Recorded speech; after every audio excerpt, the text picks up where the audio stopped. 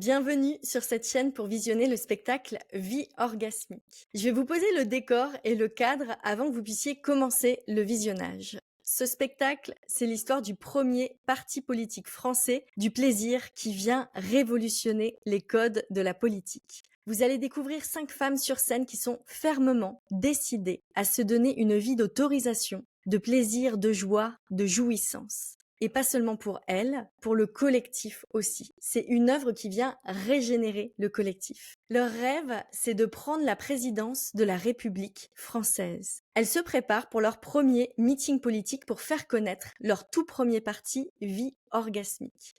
Sachez que ce spectacle Vie orgasmique, il a eu lieu lors d'une représentation unique au Petit Palais des Glaces qui était le 25 mai 2024.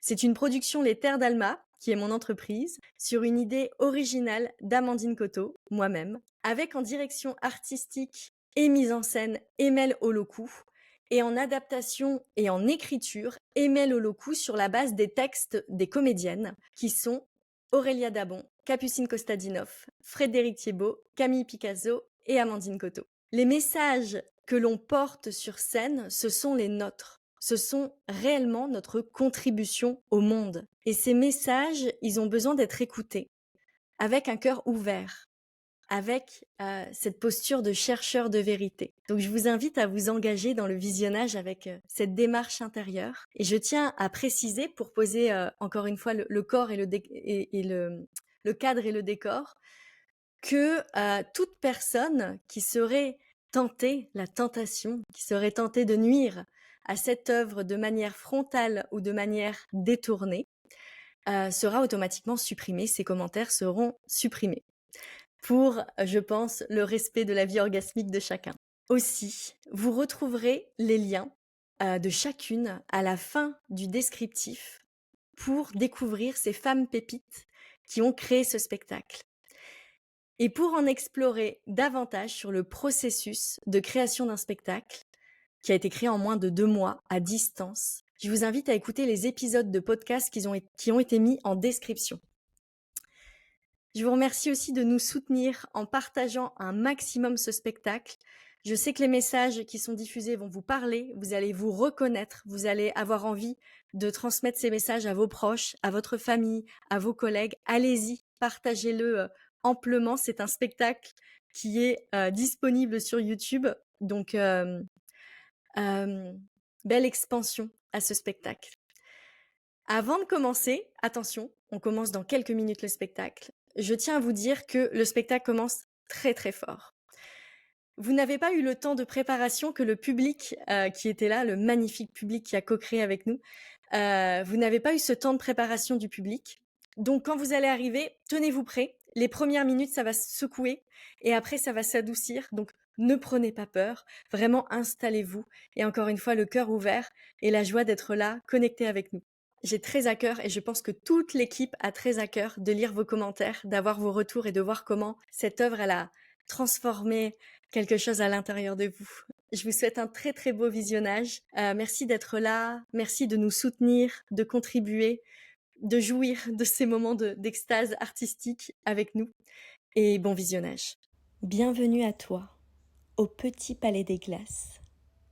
Tu es au 37 rue du Faubourg du Temple, pas très loin de République, à Paris. Il y a du monde qui fait la queue pour entrer dans le théâtre. Tu te diriges vers la petite salle, elle est intimiste. Tu vois les comédiennes sur scène qui regardent le public, se parlent, comme si elles consacraient la scène avant d'entrer en jeu. Tu regardes les personnes autour de toi. Qui a osé venir à un spectacle Vie orgasmique? Tu ne sais pas très bien à quoi t'attendre. Tu sens beaucoup de chaleur humaine dans la salle. Le public rit, se sourit. Il y a une reliance profonde. Personne ne se connaît. Et pourtant, c'est comme si tout le monde se connaissait déjà. Tu te sens en confiance. Les lumières s'éteignent. Tu as vu les comédiennes prendre vie sur scène, te regarder, nouer un lien d'intimité. Et ça y est, c'est le moment. Le spectacle commence. Ok, ce que je vous propose là, c'est que chacune y va quand elle le sent. Ok? Ah! Ah! Ah! Ah! Ah! On est en pleine réflexion pour la création d'un nouveau parti politique. On en a marre. On a envie de créer autre chose, on a envie de proposer des nouveaux codes. Vas-y toi. Tu peux le refaire en partant un truc un peu plus du bas, un truc un peu sauvage, tu vois? Vas-y.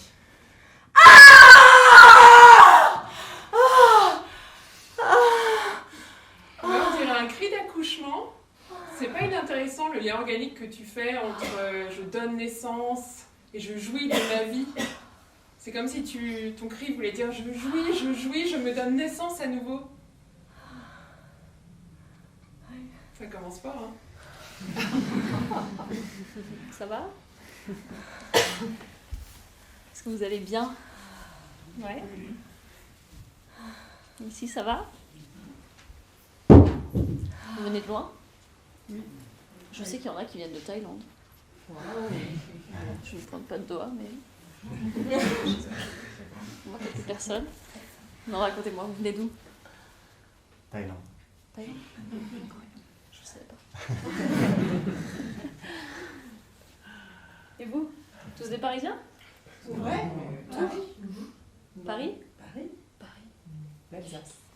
Alsace? Waouh. Savoie. Super. Pas de Savoie? Génial. Charenton. Le Tarn? Charenton, d'accord.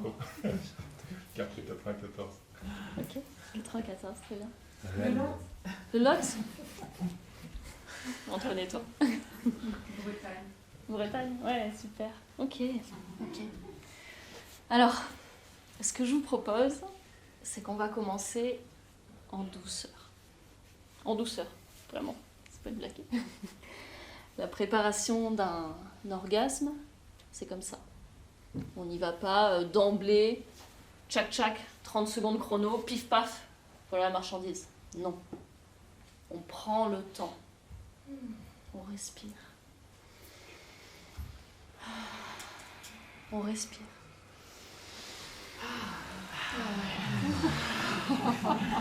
Ça fait du bien, hein? Moi, ça me fait du bien. On prend le temps de descendre dans les corps. Ça va? Le mot corps, c'est pas trop... Ouais, parce que vous avez des corps. On a des corps, avec de la sueur, des sécrétions. Ça va? C'est pas trop gênant? Je vois, c'est pour ça que je te demande. Ah, ouais. Ok.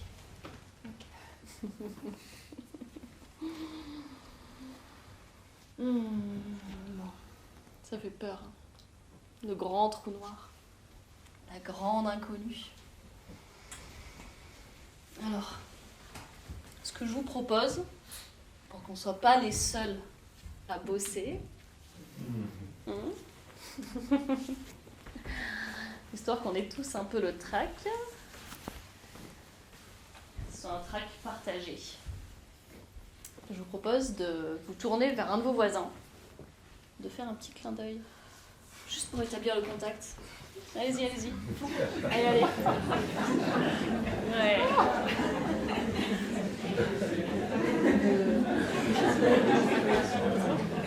Voilà. La petite flamme. Histoire de briser la glace. Histoire d'allumer la petite flamme du désir. Non, je déconne. Si vous êtes venu avec votre mari ou votre femme, vous repartirez avec, normalement. Vous tremblerez peut-être un peu du pubis à la fin de la soirée, mais bon. Ouais. On commence à être bien là, hein. On commence à être ensemble. On oublie la représentation. On essaye d'être comme dans un grand bain collectif, un grand bain de pétales de rose, tiens. Il n'y a plus de frontières. Il n'y a plus de frontières. On est dans un grand bain de pétales de rose, un grand bain de pétales de rose rouge. Ah, ouais. Je sens que vous commencez à être prêts. On va pouvoir y aller?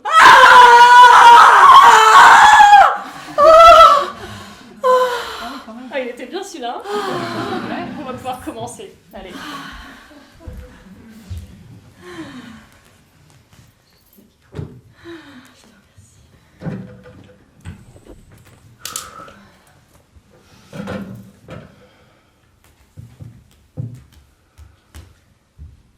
Chers concitoyens, bienvenue au premier grand meeting politique de vie orgasmique. Être aussi nombreux pour nous, réunis aujourd'hui, ça relève d'un miracle. D'un miracle d'une nation qui s'élève pour honorer la vie et le plaisir en chacun de nous. Attendez, ça va pas. C'est vide. Il n'y a pas d'âme. Il n'y a pas de cœur. Ça frétille pas là. J'ai pas le feu.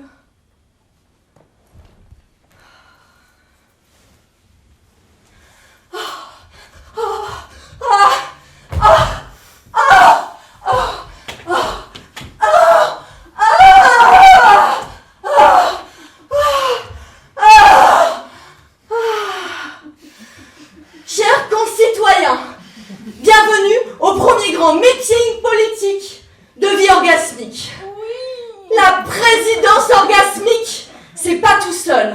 La présidence orgasmique, c'est quand l'autre m'apporte son point de vue qui vient me nourrir et m'ouvre un nouvel horizon. Chloé Brultou, ministre de la Conscience au Travail. Lali Inner-Guru, ministère de la Souveraineté, évidemment. Marie-Caroline Delapine, ministère du Nouveau Féminisme. Marianne Deléros, ministère des Relations amoureuses conscientes. Victoria Satalere, leader du parti de la vie orgasmique. Voici des reines, chacune souveraine en son royaume. Je ne dirige pas. J'impulse chez elle la flamme qui va tout déclencher. C'est mon rôle.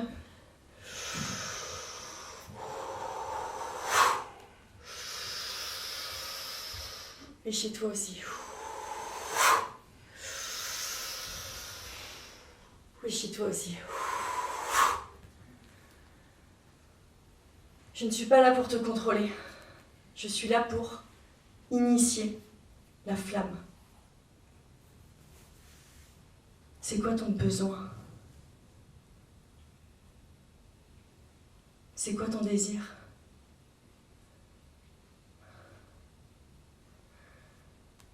Au parti politique de la vie orgasmique, on a décidé de remplacer la sécurité nationale de la nation, extérieure de la nation, par la sécurité intérieure de chaque citoyen. Une révolution? Non? Le pouvoir sexuel, quand il est maîtrisé, est le pouvoir le plus puissant qui soit. C'est pour cela que l'on nous coupe tous de ce pouvoir. C'est comme le secret le mieux gardé depuis la nuit des temps. Une crypte. Seuls quelques-uns y ont accès. Imagine une vie où tu écoutes tes élans profonds, tes désirs, tes envies, et où tu vas ressentir de vrais oui,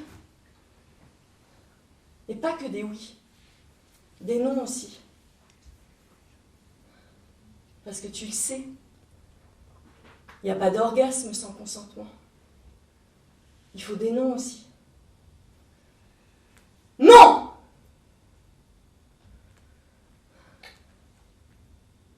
Non!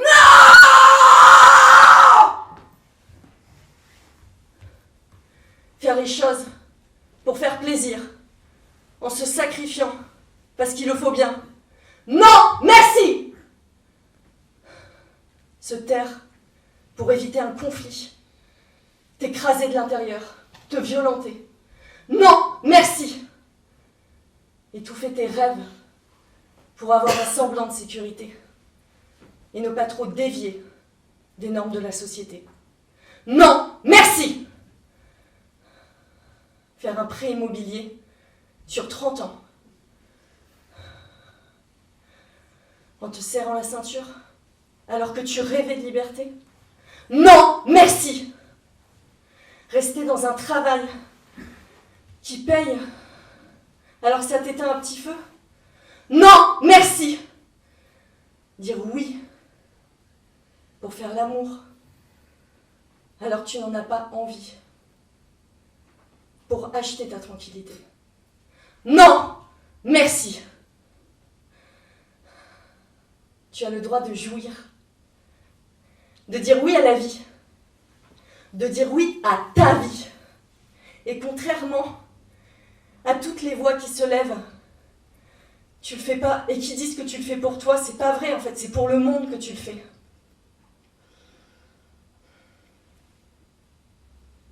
Tu sais que quand tu t'honores, tu n'es ni blessé, ni frustré, ni irrité. Imagine un monde où personne ne te dit « après tout ce que j'ai fait pour toi ». Tu as le droit de jouir, mais surtout, tu as le devoir de jouir. Parce que quand tu jouis, tu n'es une charge pour personne. Tu libères l'autre du besoin de te sauver. Traite-toi comme un roi. Traite-toi comme une reine. Et jouis!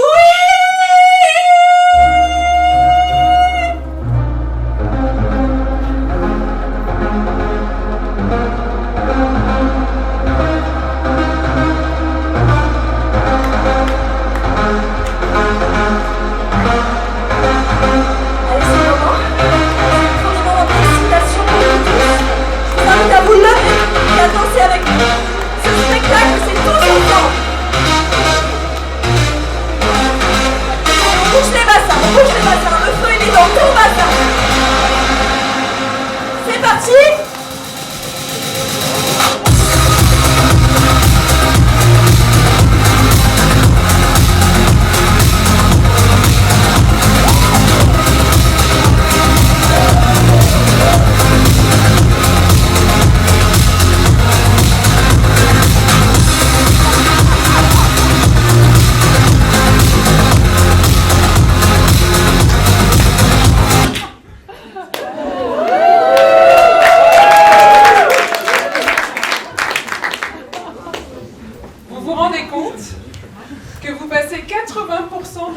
Temps au travail et en plus ça vous ennuie et en plus tout le monde trouve ça normal.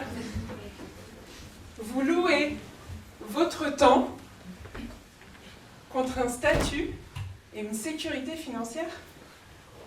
Pourquoi? Pour vivre? C'est absurde, non? Le ministère de la conscience, de là où on passe le plus clair de son temps et de son énergie, vous invite à vous déconditionner, à vous déprogrammer de cette notion du travail et de cette vision de la réussite. Cette vision de la réussite qui n'est pas la vôtre. Cette vision de la réussite, synonyme d'intégrer une grande école de commerce à 20 ans. Cette vision de la réussite, synonyme de rentrer au service d'un groupe corporate puissant à 25 ans. Cette vision de la réussite synonyme de devenir manager d'une équipe à 30 ans.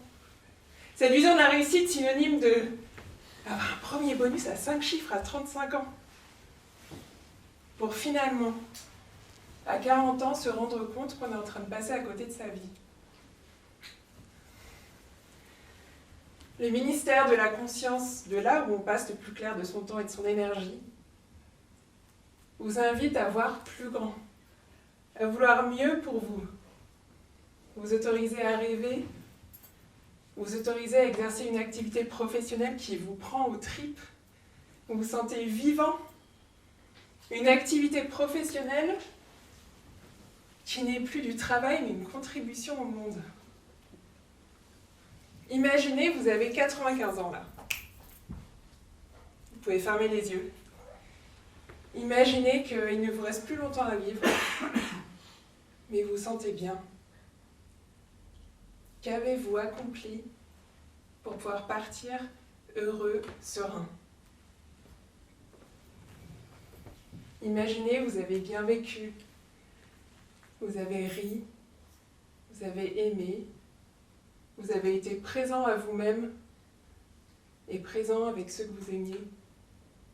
Et vous avez créé. Vous avez créé avec tout votre cœur. Vous avez exprimé votre âme. Peut-être était-ce de l'art, oui, mais peut-être était-ce une idée, un objet. Peu importe. Et là, cette version de vous à 95 ans, imaginez qu'elle est devant vous et qu'elle a un message pour vous aujourd'hui. Qu'est-ce qu'elle a à vous dire?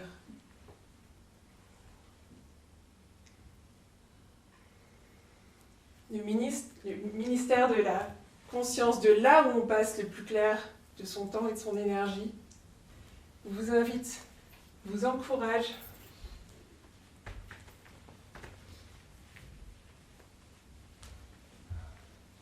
à vous autoriser ceci.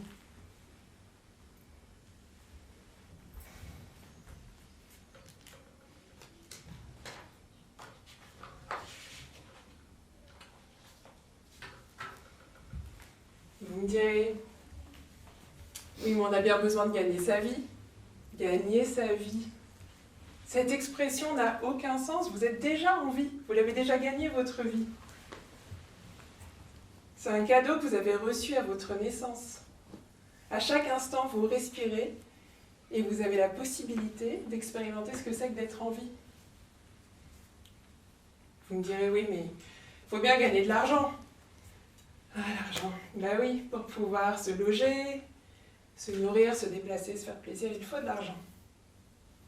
Mais réalisez que la monnaie dont on parle là, c'est votre temps. Votre temps. Et ça, c'est le cadeau que m'ont fait ma sœur et mon beau-frère lorsqu'ils nous ont quittés bien trop tôt. De réaliser que la vie est précieuse, mon temps est précieux. Alors un jour, j'ai décidé de ne plus sacrifier mon temps et mon énergie contre de l'argent, mais de donner de mon temps et de mon énergie pour quelque chose qui a du sens, quelque chose qui me meut, qui m'anime, et qui en plus m'apporte de l'argent. Parce que je vous assure, quand on a l'audace de casser les codes et d'exercer une activité professionnelle qui vient des tripes, alors la vie nous récompense et nous apporte les bonnes personnes, les bonnes situations. Ainsi, dans notre ministère, se trouvent réconciliés deux éléments fondamentaux autrefois irréconciliables. 1. L'accomplissement de chaque citoyen dans une activité professionnelle qui donne tout son sens à sa vie. Et 2. La contribution à l'ensemble de la société par l'offre de ses talents et de son point de vue unique sur le monde. Salut les victimes de la société, de votre travail, de votre mari, de votre femme, de vos enfants, de vos parents. Le ministère de la souveraineté du Parti de la vie orgasmique vous propose de sortir de ce triangle dramatique dans lequel nous baignons tous, depuis notre plus tendre enfance. Victime, bourreau, sauveur, bah. Vous êtes peut-être même venu avec votre bourreau ce soir. Eh ben, ne comptez pas sur moi pour vous sauver. Hé, Lali, tu es un peu fort quand même. Mais vous voulez quoi, là? Qu'on brosse dans le sens du poil? Qu'on prenne des pincettes pour être sûr d'être élu, réélu, réélu? Ou qu'on permette à ces citoyens intelligents de capter à quel point ils sont des êtres souverains, justement? Pourquoi il n'y a jamais eu de ministère de la souveraineté dans les précédents gouvernements? À votre avis, quel est l'intérêt des précédents gouvernements de ne pas vous considérer comme des êtres souverains? Vous trouvez pas qu'on nous prend un peu pour des cons? Carrément.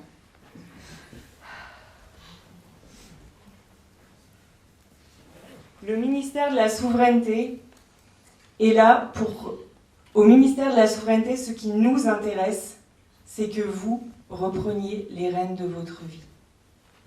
Imagine un pays d'hommes et de femmes qui peuvent décider consciemment, librement. Imagine des citoyens adultes, responsables. Imagine un pays dans lequel la souveraineté personnelle de chacun est la priorité. Moins facile de nous faire avaler des couleuvres. Vous devez avoir peur de ces étrangers qui poussent à nos portes. Vous devez avoir peur de mourir du Covid. Vous devez avoir peur de ne pas gagner votre vie. Vous devez avoir peur, mais je n'ai pas peur. Si tu as peur. Ben non, je te dis que j'ai pas peur. Si, je te dis que tu as peur, et d'ailleurs, moi, je serai ton sauveur. Si tu suis toutes mes directives, tu pourras éviter le pire. Nous sommes en guerre et je te protégerai. Ah bon? Nous sommes en guerre.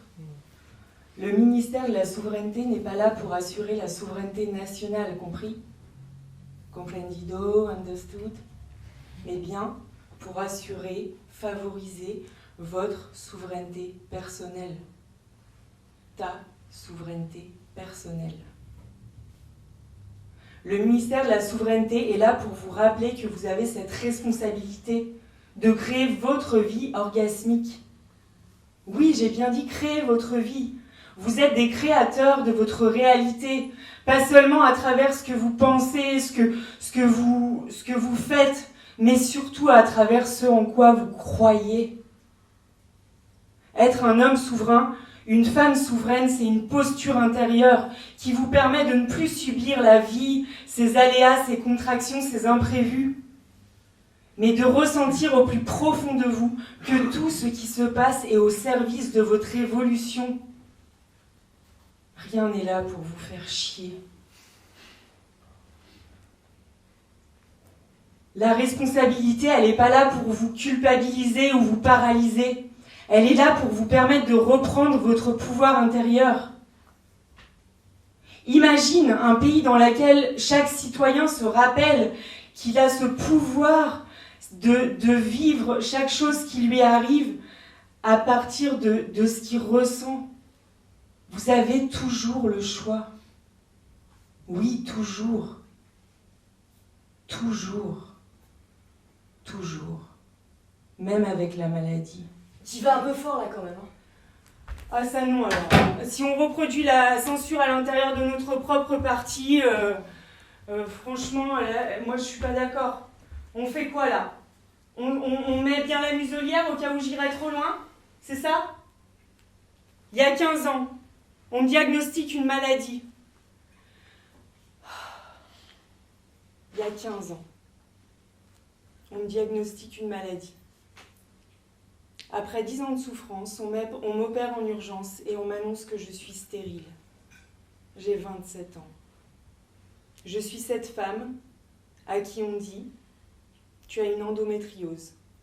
Tu auras des douleurs jusqu'à la ménopause et tu n'auras pas de gosse. » Je suis à 6 mois de mon mariage. Bam dans ta gueule.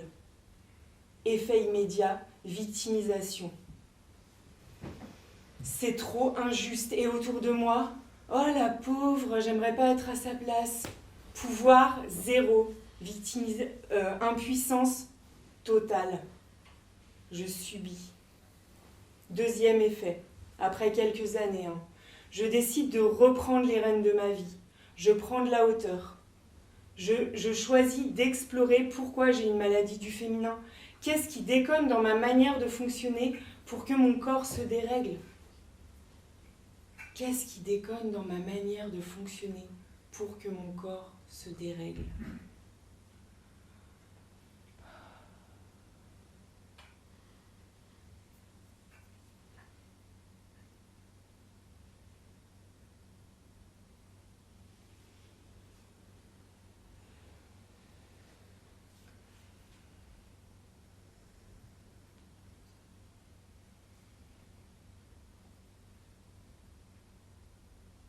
J'ai un trou.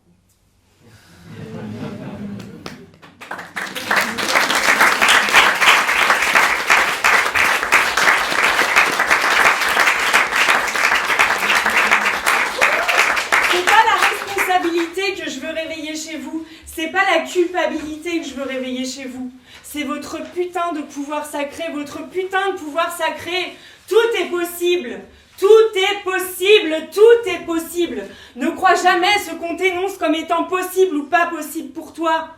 Cette voie professionnelle, non, pas pour toi. Gagner plus d'argent, mais tu fais pas partie de ce monde-là. Écrire un livre, mais redescends un peu, ma grande, tu te prends pour qui? Devenir entrepreneur? Ouais, vas-y, si t'as pas peur de te casser la gueule. Partir vivre à l'étranger? Mais quel égoïste! Faire des enfants, les résultats disent que ce n'est pas possible. J'ai eu 2 enfants, moi. Alors oui, je te le cache pas, parfois ce chemin vers la souveraineté personnelle, il est un peu, comment dire, c'est pas en mode straight away, tu vois, c'est plutôt contour, détour, test, retest, galère, échec, qu'on va appeler expérience. Ce chemin vers ta vérité, c'est la vérité d'une vie orgasmique.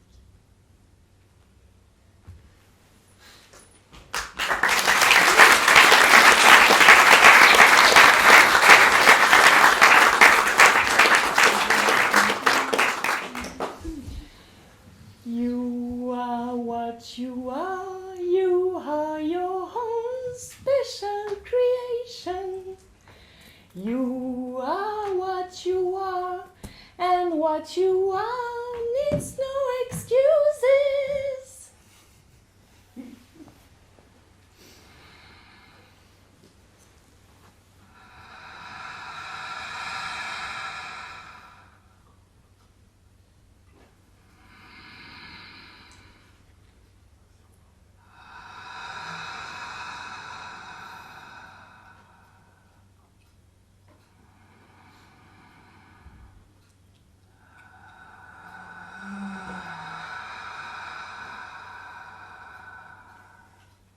Avec tout son discours comme ça, là.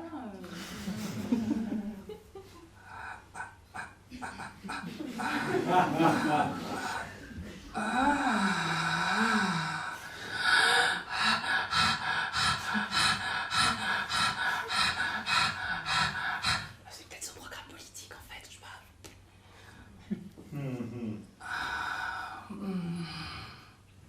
Mesdames et messieurs, nous vous attendions.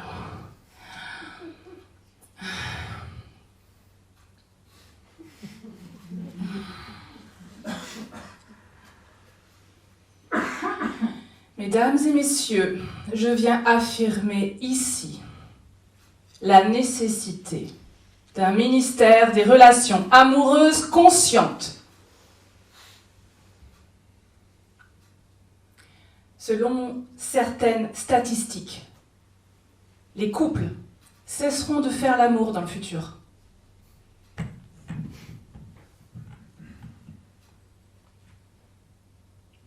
Et selon une autre étude, 25% des jeunes de 18 à 24 ans qui avaient déjà fait l'amour n'ont eu aucune relation sexuelle en 2023. Et ce chiffre est en constante augmentation.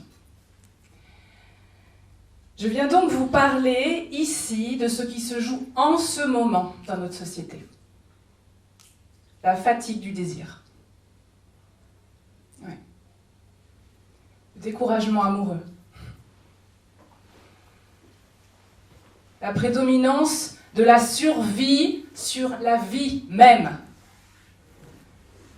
La coupure avec nos corps. La prédominance des machines et de la vitesse sur l'écoute du vivant en nous.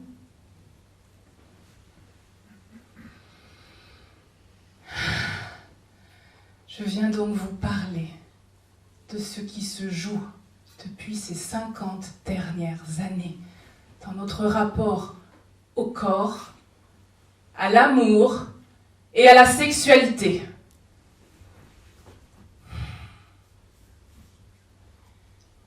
Nous avons connu une grande révolution sexuelle avec les événements de mai 68. Tout à coup, la sexualité n'était plus réservée au mariage. Une politique a même été mise en place dans ce sens. Les femmes ont eu accès à la contraception avec la pilule. Et une autre loi a autorisé l'IVG, l'interruption volontaire de grossesse.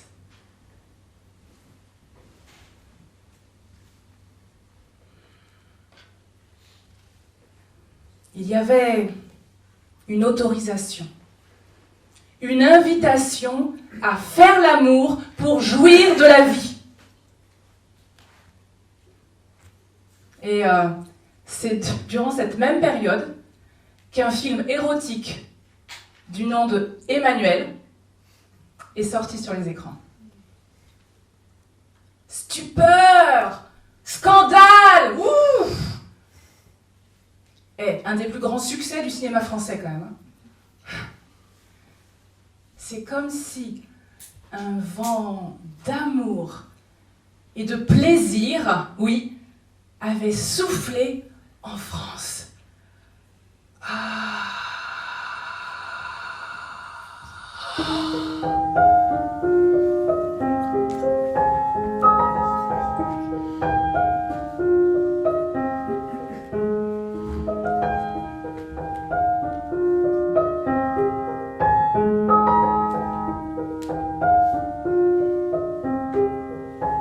Ce serait quoi pour toi une vie dans laquelle tu t'autorises à désirer?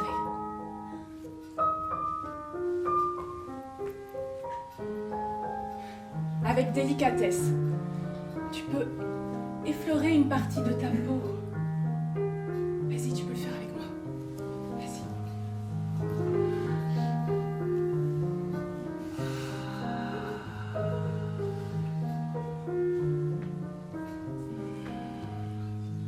Tu peux poser tes doigts avec délicatesse sur ton visage et juste tu ressens.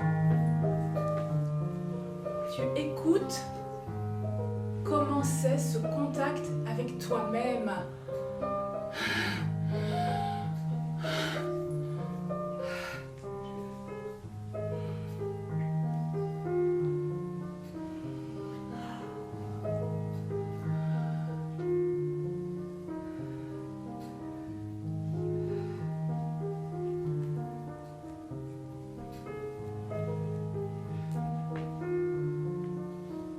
Est-ce que c'est confortable pour toi? Est-ce que c'est bon? Oui.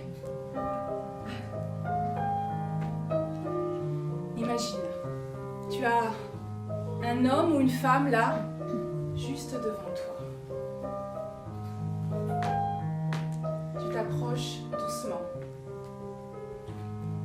Tu crées une connexion de regard.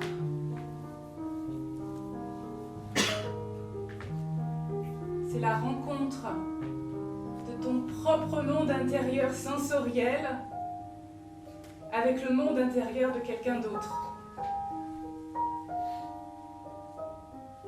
Tu écoutes ce que tu sens dans ton corps. Tu écoutes si ça vibre partout, même dans ton sexe.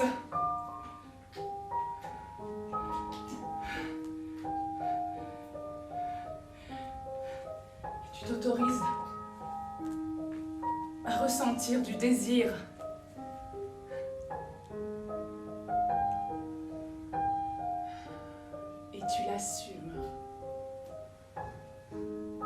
Et tu l'assumes. Et tu l'assumes.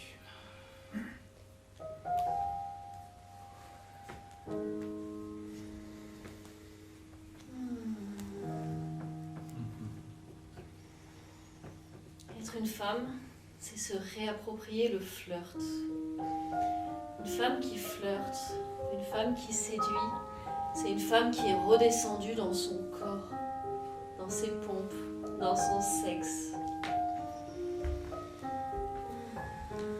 Une femme qui flirte, c'est une femme qui a libéré ses traumas.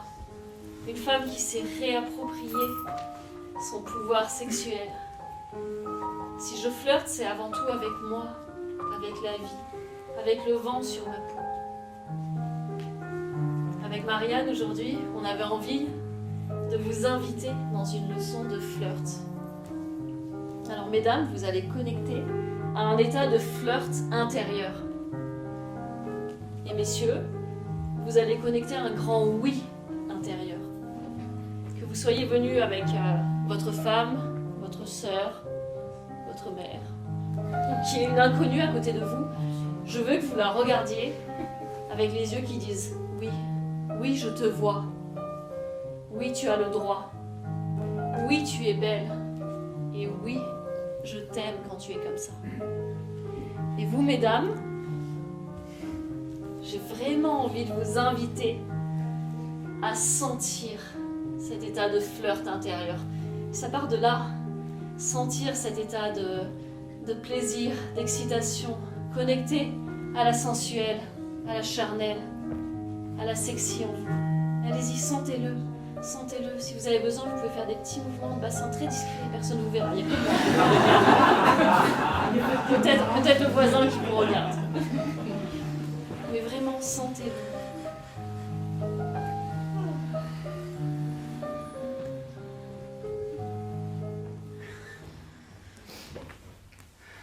Le désir, le désir, le désir. C'est la vie. Le désir, c'est la vie qui s'exprime à travers toi.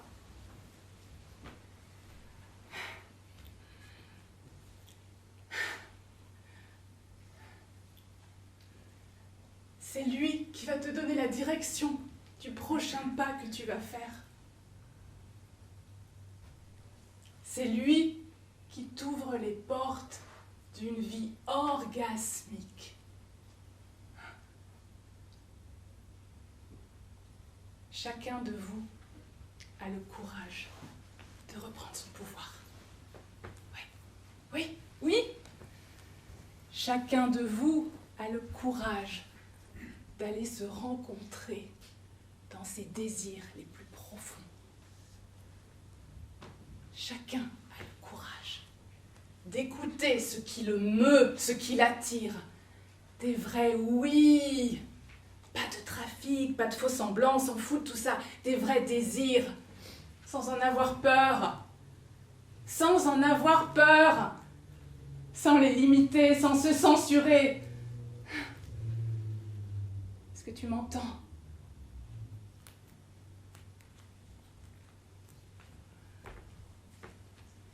Alors oui, aller dans ces espaces de profondeur demande à être accompagné.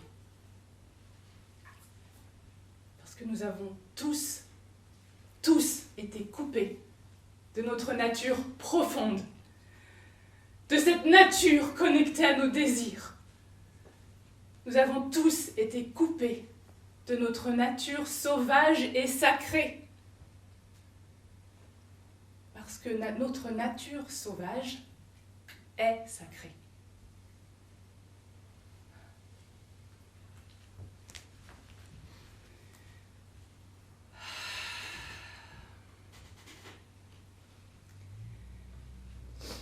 En tant que ministre des relations amoureuses conscientes, je vous propose une révolution de l'amour.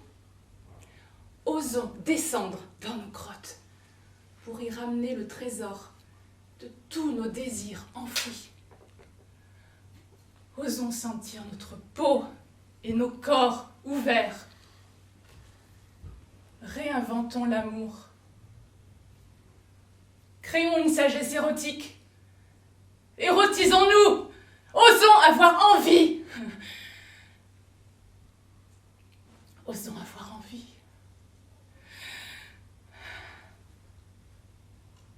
Marchons tous ensemble sur une voie de l'érotisme qui réveille les âmes et ouvre les cœurs.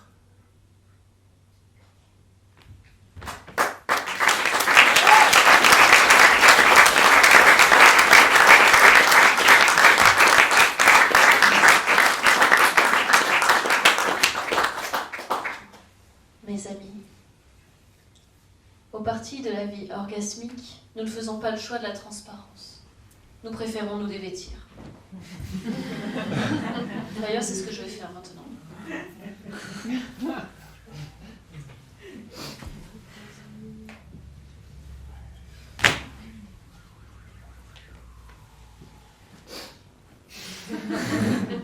Je déconne.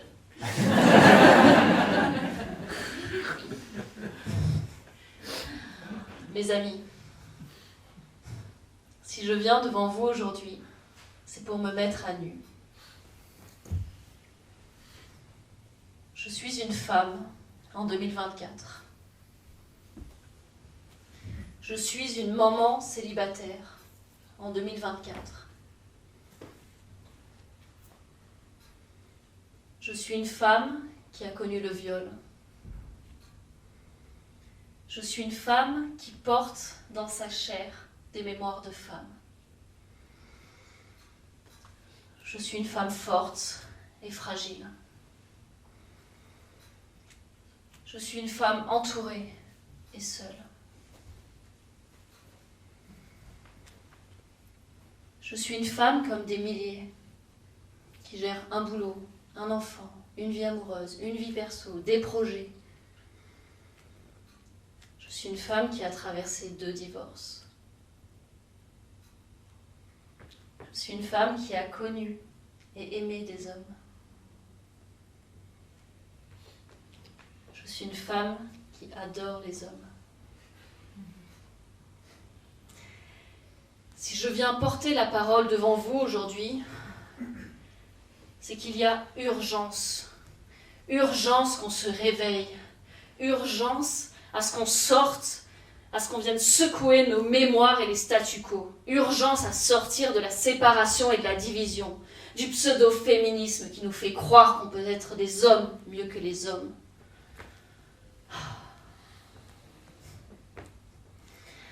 Le problème aujourd'hui, c'est que les femmes se prennent pour des hommes. Les hommes des garçons. Les femmes demandent aux hommes d'être Dieu le Père et leur Père à elles. Et les hommes demandent aux femmes d'être mère divine, le tout et leur mère à eux.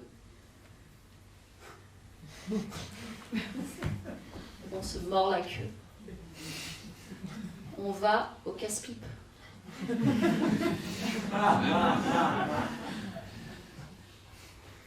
Être une femme, pour moi, c'était soit devenir comme ma mère, femme sacrificielle, qui donne tout, à la famille, au mari, aux enfants, à la maison. Me réveiller à 50 ans, quand les enfants quittent la maison, que le ventre est vidé par la ménopause. Et tout à coup, me demander, qui suis-je ? Qu'est-ce que j'ai fait de ma vie ? Ou alors je pouvais prendre le contre-pied et devenir une femme en colère contre la société, en colère contre les hommes. Et je l'ai été. J'avais envie de tous les castrer. Les mecs, oh putain, toujours besoin qu'on s'occupe d'eux, toujours besoin de se faire voir, toujours à penser à la peiner. J'avais envie de tous les défoncer, vraiment. Ou alors je pouvais devenir lesbienne. Quoi de mieux qu'une femme pour comprendre les femmes ?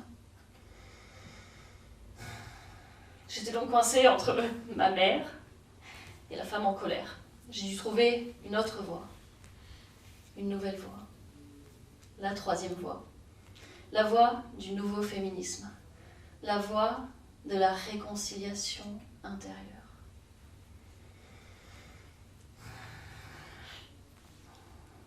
Parce que chez les hommes, c'est pas mieux que chez les femmes. C'est la crise aussi. Ils savent plus comment faire. C'est quoi être un homme ? en 2024. Coincé entre le macho et MeToo. C'est quoi être un père en 2024 ? Coincé entre le père fouettard et le papa poule. Être un homme, pour moi, c'est retrouver sa dignité. Être là, présent, prendre ses responsabilités. Et quand je dis prendre ses responsabilités, je ne suis pas en train de dire que le mec doit rapporter tout l'argent pour la famille. Non. Non. Et être une femme, c'est quoi ? Être une femme, c'est arrêter de se prendre pour un homme. Arrêter de vouloir prouver sa valeur sur un concours de gonflettes. Accepter d'être différente. Pas mieux, pas moins, différente. Et si je suis différente, j'ai ma place. Être une femme, c'est oser la vulnérabilité. Oser poser mes envies, mes besoins, mes désirs, mes peurs, mes limites. Les hommes ont besoin qu'on redevienne des femmes. Ils ont besoin qu'on leur laisse la place. Ils ont besoin qu'on arrête de vouloir tout porter, tout gérer, tout contrôler.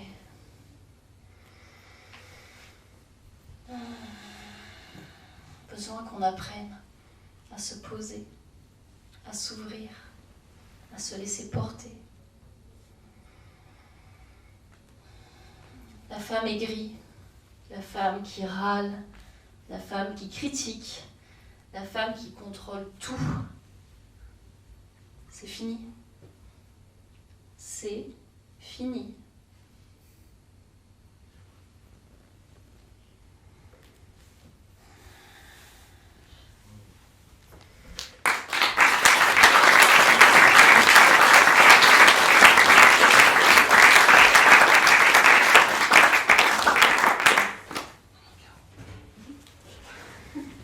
Apparemment, elle ne voulait pas.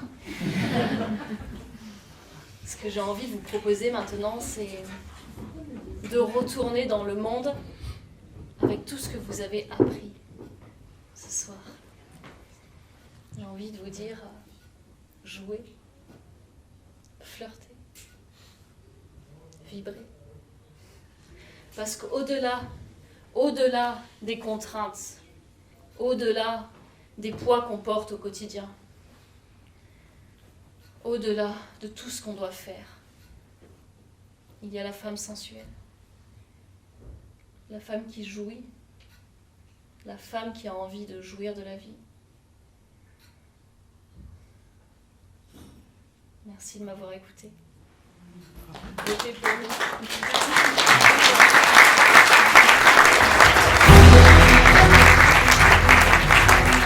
5 femmes du parti politique Vie Orgasmique ont conquis la France.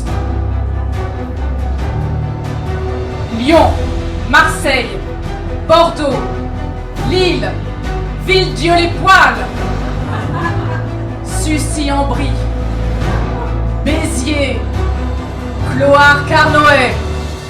Toute la France ? Non. Un seul bastion résiste encore et toujours à la jouissance orgasmique. Paris.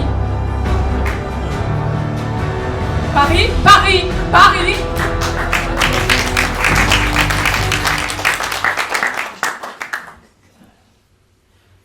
Paris. Ta scène est asséchée. Tu ne jouis plus. Tu t'excites.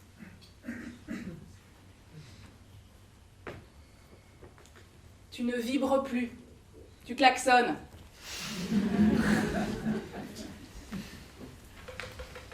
Tu ne bandes plus, tu hurles. Tu ne goûtes plus, tu consommes. Tu ne brilles plus, tu t'éteins. Tu ne nourris plus. Non, tu affames. Et en plus, tu coûtes cher. Hein. Tu n'inspires plus. Tu râles. Tu ne poétises plus. Tu es tête baissée, comme ça. Ah. Paris, Paris, Paris, Paris.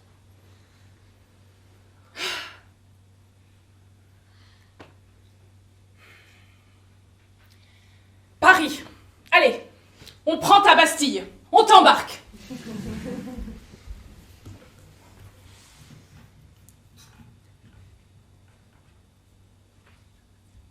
On reconnaît doucement à la Tour Eiffel un air de clitoris géant.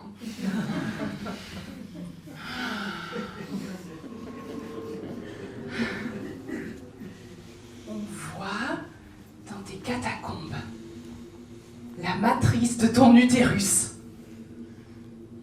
ton périnée. Un musée du Louvre rempli de mémoires passées. La Seine. Les liquides que tu laisses glisser en toi. Les grandes et petites lèvres en marge du périph'. On prend la place Vendôme comme un petit luxe câlin. On ose entrer au Moulin Rouge et dire oui à Pigalle.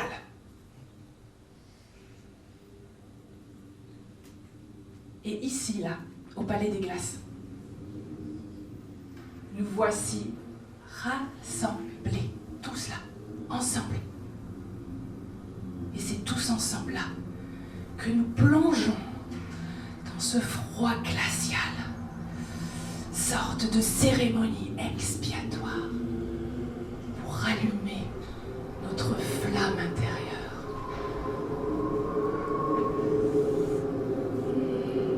Et ça gèle au Palais des Glaces, hein? Non, vous savez pas? Eh Paris, si tu prenais des vacances là, hein? Pour rallumer la flamme. Tu sais, la petite flamme qui va tout déclencher.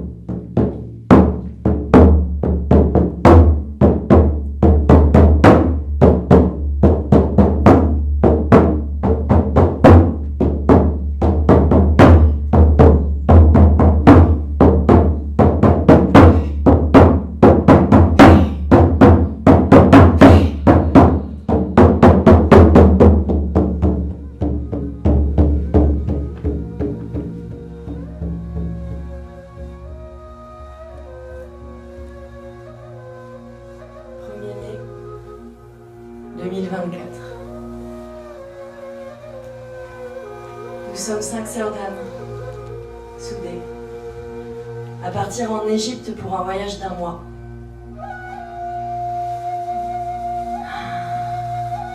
Nous arrivons au Caire. Les femmes, elles sont voilées. Le pays n'accueille pas les femmes comme nous, orgasmiques. Les regards s'accentuent. L'invitation est donnée. Cachez-vous et réduisez-vous.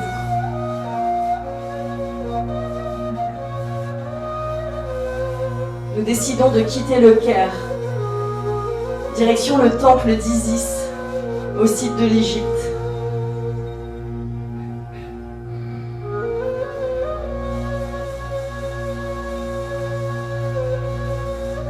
Pour nous, c'est un retour à la maison, dans l'énergie d'Isis. Cette déesse rebelle, non soumise, activatrice de puissance chez toutes les femmes. Isis est une déesse de la mythologie égyptienne, mais pour moi c'est bien plus.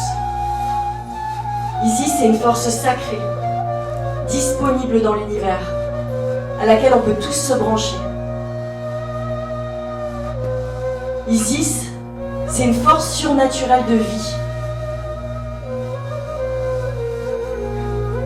Isis, c'est une capacité à se positionner, à s'assumer dans tous ses désirs, à rayonner dans le monde avec une force charismatique. On dit que Cléopâtre, c'était la réincarnation d'Isis. Et moi, je pense qu'en chacun de nous réside une part d'Isis. C'est une force qui nous permet de prendre de la hauteur, qui nous permet de faire des choix, qui nous permet de ne pas se faire terrasser. C'est une force qui nous permet d'être là, présent et vulnérable. À nous de choisir de la réveiller. Nous faisons 12 heures de train, direction le temple d'Isis, dans le sud de l'Égypte. Et très rapidement, le premier conflit entre nous 5 éclate. L'Égypte nous a désunis. On aura passé tout le voyage à essayer de s'unir pour se désunir, à essayer de se comprendre, à poser un cadre, des limites, pour le voir s'effondrer en 1000 morceaux. Ni le temple d'Horus, ni le Luxor, ni le temple de Dendera, ni même la montagne de Moïse n'ont réussi à nous rassembler. Je me revois au pied de la pyramide de Gizeh à hurler en pleurs, mais comment on peut demander au monde de s'aimer et d'être en paix si nous-mêmes on n'en est pas capable? Nous partons pour le temple d'Isis. Chacune de nous s'isole. Je me réfugie dans un sanctuaire. Je me recentre. Je prie pour la paix. Je pense à Isis. Et là, quand je sors du sanctuaire, je vois mes 4 amies apparaître, chacune de leur côté. On n'en revient pas de ce timing parfait.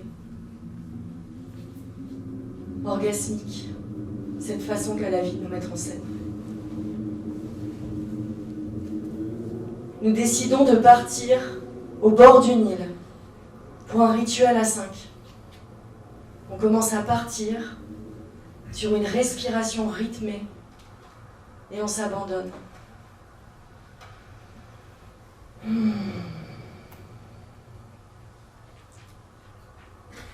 Je vois du rouge. Je ressens de l'excitation sexuelle. Et la voix d'Isis qui me dit « Vas-y, réveille ta puissance sexuelle. C'est ta destinée. » Je suis tout émoustillée. L'Égypte a réveillé en moi ce feu sacré. Après 10 ans de disette sexuelle, il était temps.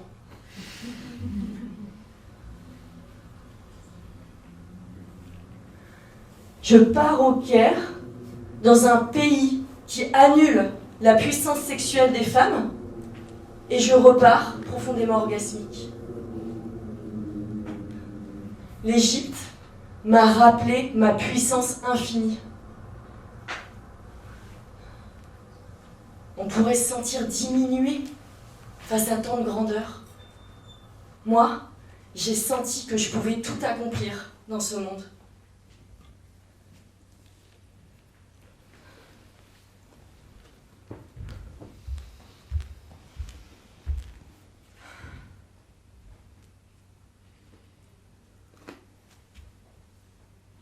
Quand la grandeur de l'un éveille la grandeur de l'autre.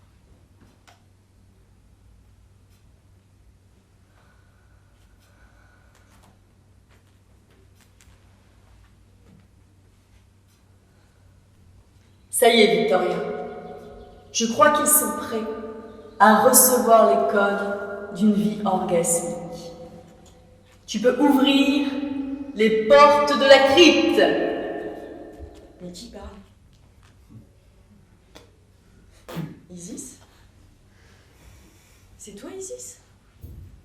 Mais attends, mais tu m'as appelée Victoria? Je délire? Je délire là ou pas? Attends, mais Isis, mais moi je croyais que t'existais pas vraiment. Je croyais que t'étais, je sais pas, un archétype flottant dans les airs. Une énergie. Quelle importance! Ben, je voulais pas te froisser, mais ça fait juste une petite différence, quoi, Isis. Victoria, c'est à toi et à ton équipe orgasmique que je donne la mission aujourd'hui d'ouvrir les portes de la crypte au Palais des Glaces. Et je veux que vous fassiez fondre la glace de tout cet édifice d'ailleurs. Mais je crois qu'on a bien brisé la glace là. Ils sont chauds comme la braise, non? Ouais. Pour les codes...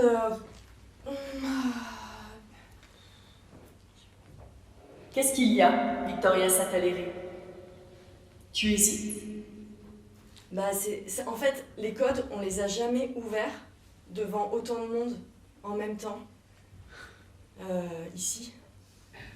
Je veux pas vous vexer, mais c'est des Parisiens. Et je sais pas si je serai à la hauteur. Tu crois que je n'ai pas peur, moi, de monter sur scène à Paris? Toi aussi? Et puis, Paris, pour moi, c'est un vieux souvenir. Bref, il y a 10 portes pour ouvrir la crypte. Tu m'entends? 10 portes, et pas une de moins. Sinon, l'accès sera fermé. Allez, Victoria, on se retrouve de l'autre côté. Isis? Isis? Je crois qu'elle a disparu. Je pense qu'il faut...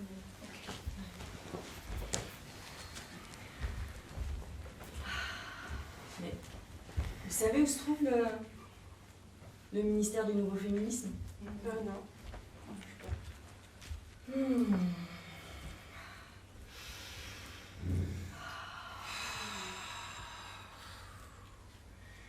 Première porte!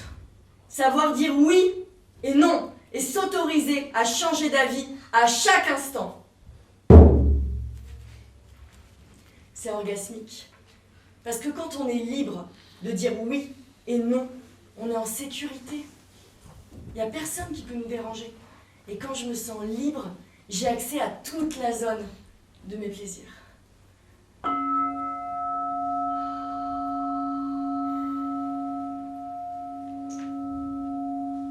Deuxième porte. Savoir communiquer et communier avec l'autre de cœur à cœur. Je me sens triste. Je suis en colère. Je me sens tellement nulle. Il en faut du courage pour pouvoir communiquer et encore plus pour communier avec l'autre. Entendre la vérité de l'autre sans prendre la responsabilité de ses émotions.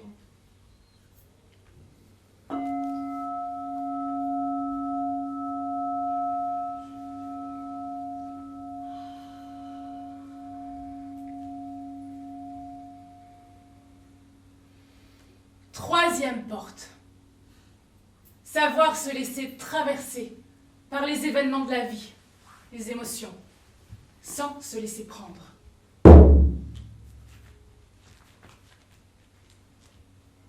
S'abandonner, sans s'abandonner soi-même. Subtil, hein? Ouais. Rien à voir avec le mode victime qui cherche un sauveur. Non, juste s'asseoir, pleurer, se connecter à sa tristesse, laisser couler, lâcher, s'abandonner sans s'abandonner.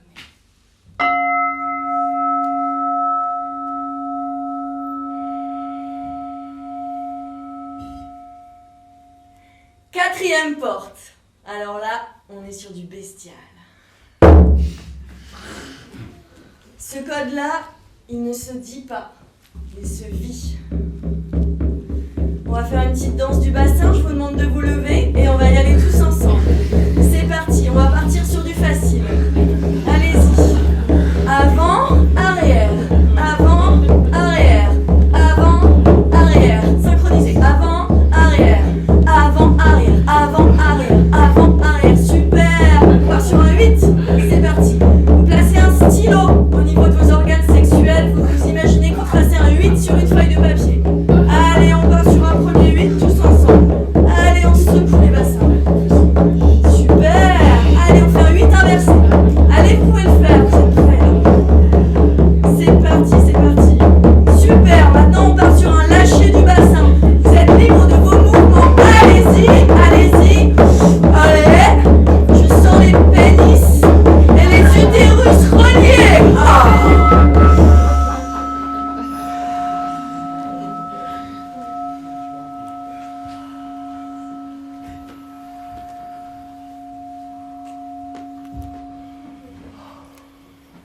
Cinquième porte.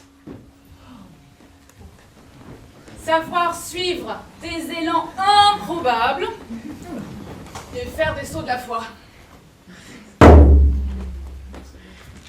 Déménager. Partir seul un week-end sur une île. Réaliser un film. Est-ce que toi aussi tu as un désir caché, là, tout de suite, qui ressurgit? Écoute, laisse venir. Je suis sûre que tu sais au fond de toi. C'est quoi ton désir? Si ça bloque, tu as la 6e porte.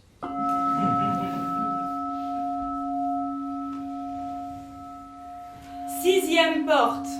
Savoir renouveler ton système de croyances quand il ne te sert plus. Je n'ai pas le choix. Je ne suis pas capable. Si tu entends ça, la magie, c'est que tu peux changer tes croyances. Tu peux remplacer par « De quoi ai-je besoin pour me sentir capable ?»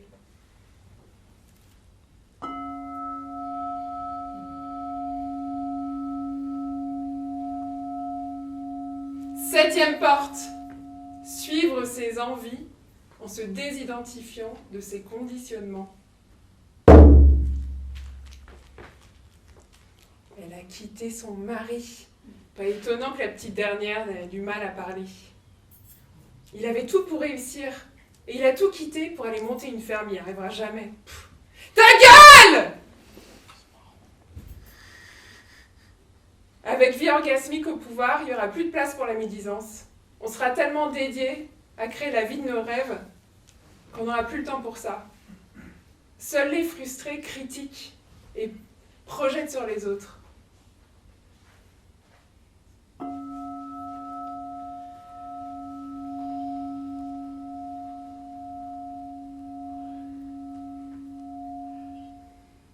Huitième porte. Oser se redécouvrir chaque jour et être surprise par soi.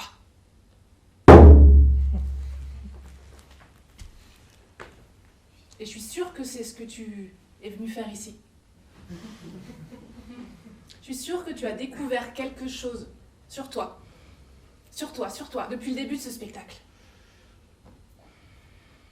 Ah oui, ah ouais, moi aussi j'aime ça. Ah ouais. Ah, je crois que j'ai envie d'essayer ça, moi aussi. Je veux plus d'orgasme dans ma vie!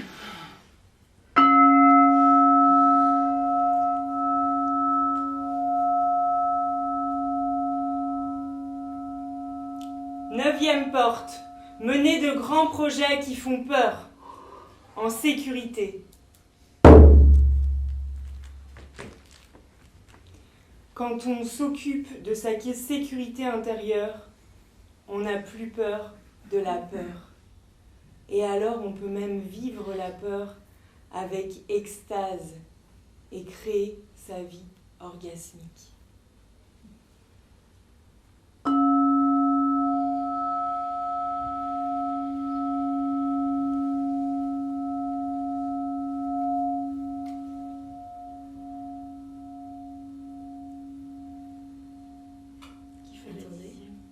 je crois qu'il y a un souci là. Il en manque.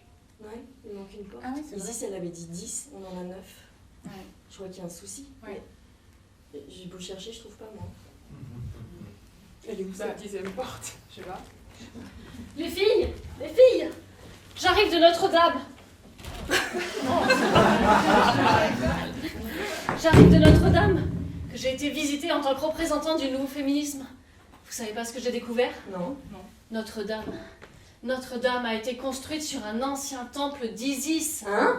Mais oui, je vous jure. Vous vous rendez compte? Ça veut dire que la déesse de Paris n'est pas la Vierge. La déesse de Paris, c'est Isis. Isis, déesse de la sexualité. Ouais. Dans la... Mais oui, je vous jure. Dans la langue des oiseaux, Paris, c'est par Isis. Par Isis. Mais moi, ça me paraît trop bizarre. Hein. Attends.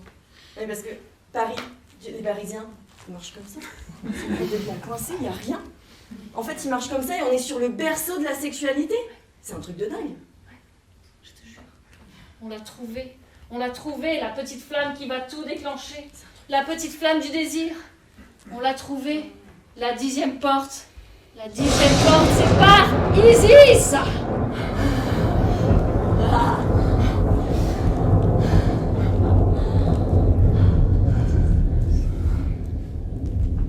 La crypte est ouverte.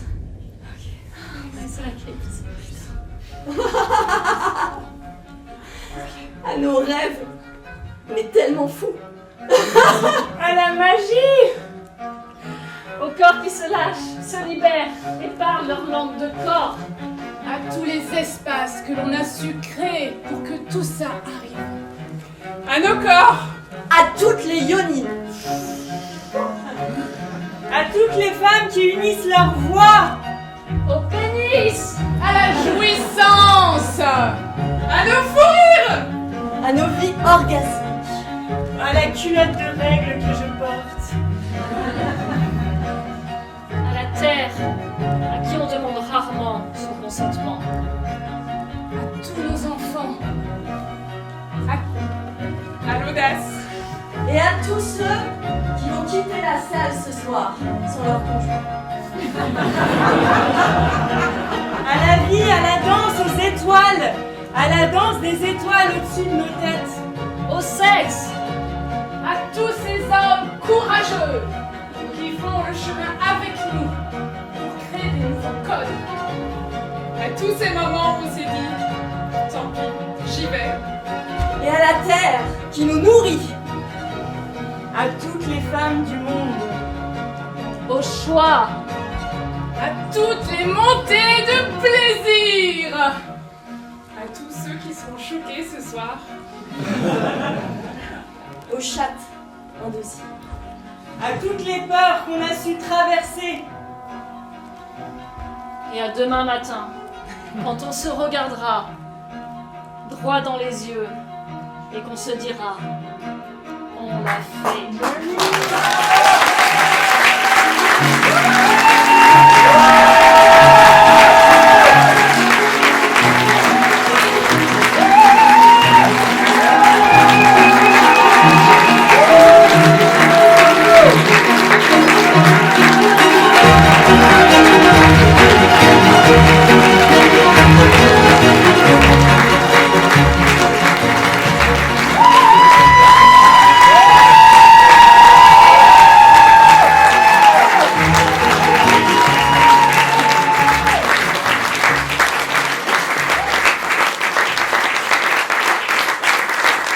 On voulait monter sur scène, c'était un rêve. Une vie orgasmique, c'est une vie d'autorisation. On s'est dit, j'attends pas qu'on me désire, je crée le désir. On va pas attendre que la scène vienne à nous, on va créer la scène. Alors on l'a fait.